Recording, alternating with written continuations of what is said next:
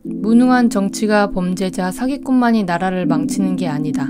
대중매체의 풋내기 건강 담당자와 얼치기 TV 출연자들의 가당찮은 정보, 그리고 올리브유로 튀기고 볶으라고 한 자칭타칭 요리 전문가들의 행위는 반사회적 수준이다. 궁극에는 모든 사람의 건강을 망치고 나라를 망치는 것이나 다름없다. 당신께서나 그렇게 드세요. 왜 얄팍한 지식으로 사람들을 꼬드기고 의료 비용을 증가시키시나요? 안녕하세요. 해탈의 민족입니다. 식물성 기름을 먹으면 건강에 도움이 될까요? 지금까지 포화지방인 동물성 기름은 나쁘고 불포화지방산이 많은 식물성 기름이 건강에 좋다는 이야기를 많이 들어보셨을 것입니다. 올바른 먹을거리 전문가라고 알려진 사람들도 한결같이 동물성 기름 섭취를 줄여야 한다라는 메시지를 내놓았는데요. 이런 기류를 타고 시장에서는 건강식을 포장 전면에 내세운 식품을 연일 출시하였으며 식품점 선반마다 놓인 저지방, 99% 무지방 식품이 오늘도 우리의 시선을 사로잡고 있습니다. 우리는 지금까지 식물성 기름을 많이 섭취하는 것이 비만과 심장병을 예방하는 등 건강을 지키는 데 도움이 된다고 알고 있었는데요. 하지만 이게 사실일까요? 요리용 식용유를 먹지 말아야 할 이유에 대해 3편에 걸쳐서 이야기를 나눠볼까 합니다. 여러분은 지방이라고 하면 어떤 말이 연상되시나요? 아마 비만이나 다이어트와 같은 말이 연상되실 텐데요. 1957년 지방이 순환기 질환과 비만 등 각종 성인병과의 관련 이론이 제시되면서 지방은 나쁜 것이란 생각을 낳게 하였고, 여기에 각종 매스컴과 전문단체에서 지방 섭취를 줄이자는 운동이 벌어져 지방은 무조건 좋지 않다는 인식을 갖도록 하였습니다.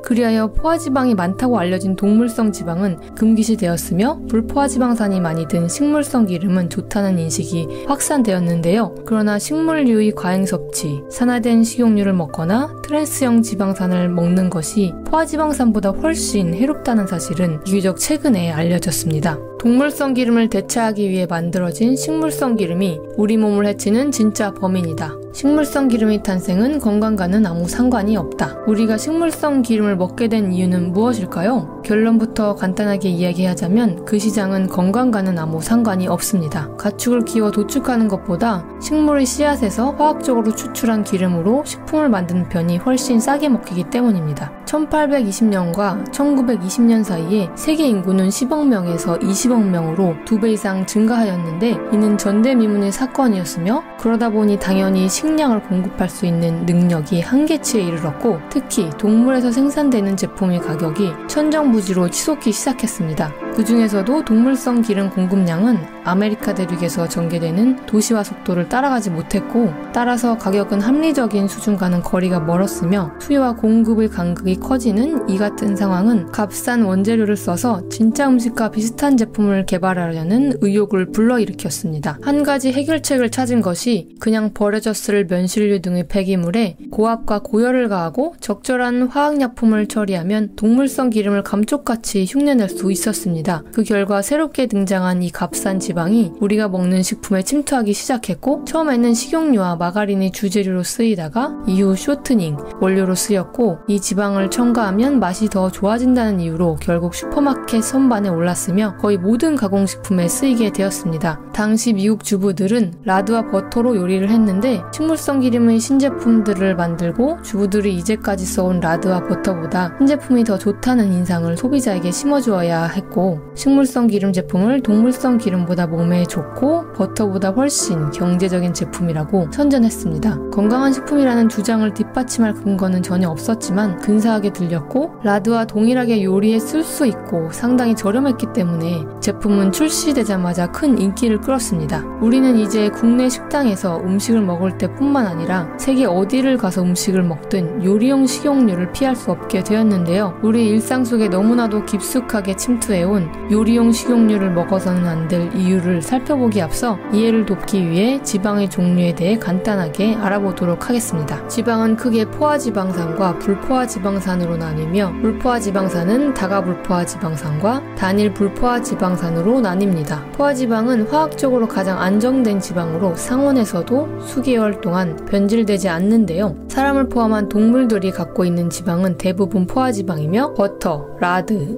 우지, 코코넛 오일, 팜유 등의 포화지방이 많이 함유되어 함유되어 있습니다. 단일 불포화지방은 포화지방에 비하면 덜 안정적이지만 상온에서도 비교적 안정적인 편이며 대표적으로 올리브 오일, 아보카도 오일 등에 많이 함유되어 있습니다. 다가 불포화지방은 인체가 필요한 만큼 만들어낼 수 없는 지방산으로 음식으로 소량 섭취할 필요가 있는 지방산인데요. 불안정한 형태의 지방으로 산소와 쉽게 또 빠르게 화학작용을 일으키기 때문에 상온에 노출되면 단시간에 산패되기 쉽습니다. 또 다가 불포화지방은 오메가6 계열과 오메가3 계열로 나누는데요. 오메가6 계열은 리놀레산 계열을 가리키며 콩기름과 해바라기 씨유, 옥수수 기름, 홍화씨유, 포도씨유, 면실류, 참기름 등의 주성분이며 오메가3 계열은 알파 리놀렌산 계열을 가리키며 어류, 들기름, 아마인유 등 생선이나 해조의 주성분입니다. 트랜스 지방은 자연 상태에서는 거의 없고 물리화학적 처리에 의해 생겨난 인위적으로 변형된 불포화 지방인데요. 동물은 소량의 트랜스 지방을 생산하는데 이는 우리 몸에 해롭지 않지만 인위적으로 전환된 트랜스 지방은 신생아 저체중, 유주분비 장애, 남성 호르몬 감소, 심장병, 나쁜 콜레스테롤 상승, 전립선 질환, 면역 기능 저하, 필수 지방산 결핍 등을 야기하며 비만, 각종 암과 당뇨병 따위의 만성 질환의 원인이 된다고 보고 있습니다. 또한 트랜스 지방 섭취를 2% 늘리면 심장병 발생 위험이 25%나 급증한다는 연구 발표도 있는데요. 트랜스 지방의 유해성에 대해서는 논란의 여지가 없는 듯 합니다. 경화공정을 거친 식물성 기름에는 다량의 트랜스 지방이 들어있는데 이러한 식품들에는 트랜스 지방이 특히 많이 함유되어 있습니다. 쇼트닝은 14에서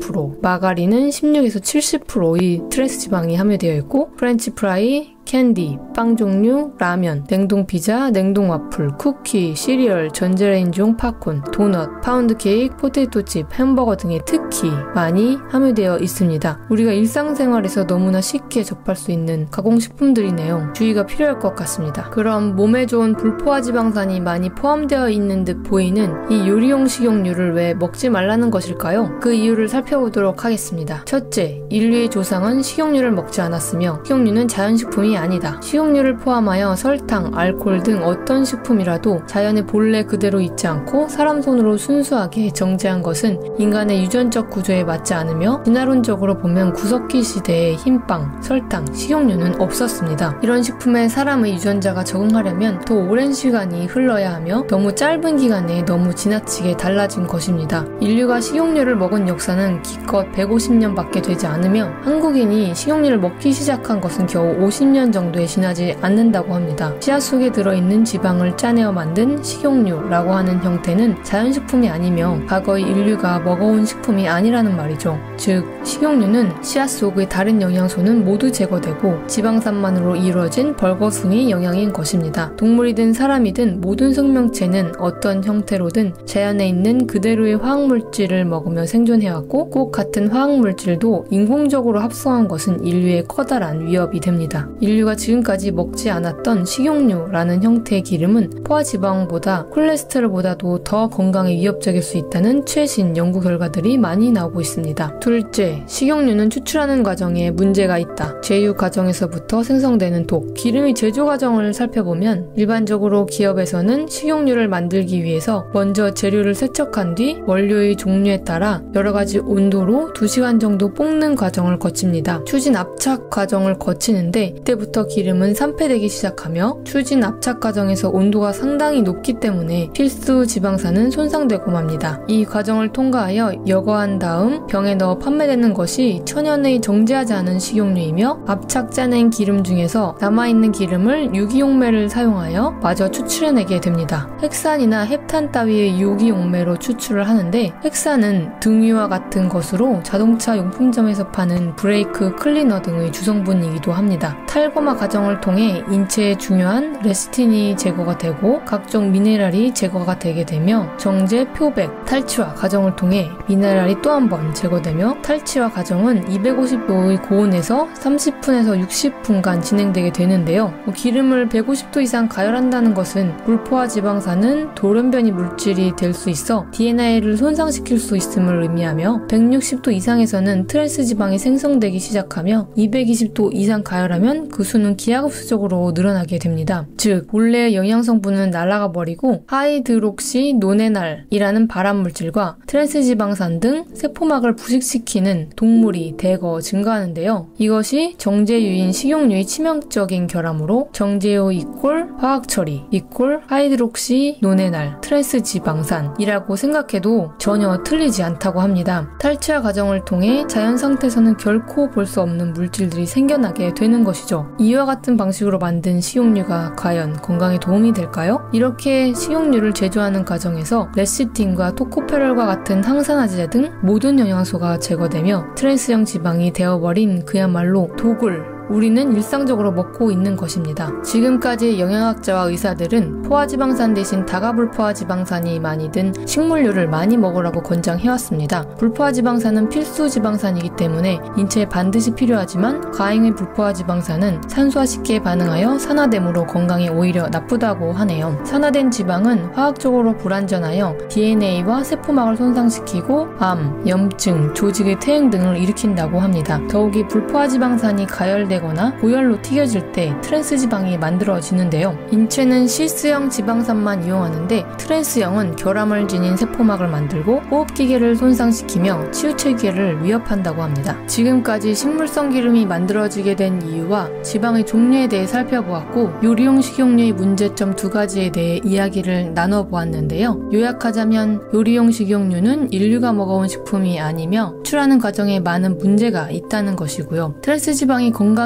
나쁘다는 건 논란의 여지가 없으며 식용유를 추출하는 과정에서 이미 트랜스지방이 되어버린 기름을 우리가 먹고 있다는 것입니다. 여기까지만 봐도 식용유가 건강과는 아무 상관이 없다는 것, 먹지 말아야 할 이유가 충분히 되었다고 생각되지만 이 편에서는 다른 이유 몇 가지와 우리가 일상생활에서 흔히 먹고 있는 기름 중에 먹지 말아야 할 기름에 대해서도 알아보고 가공식품 성분표에 자주 등장하는 팜유에 대해서도 알아볼 예정이니 많은 기대 부탁드립니다. 요리용 식용유를 먹지 말아야 할 이유 1편은 여기서 마무리하고 2편에서 찾아뵙도록 하겠습니다. 영상이 도움이 되셨다면 주변 지인분들께도 공유해 주셔서 많은 분들에게 도움이 될 수 있으면 좋겠습니다. 시청해 주셔서 감사합니다.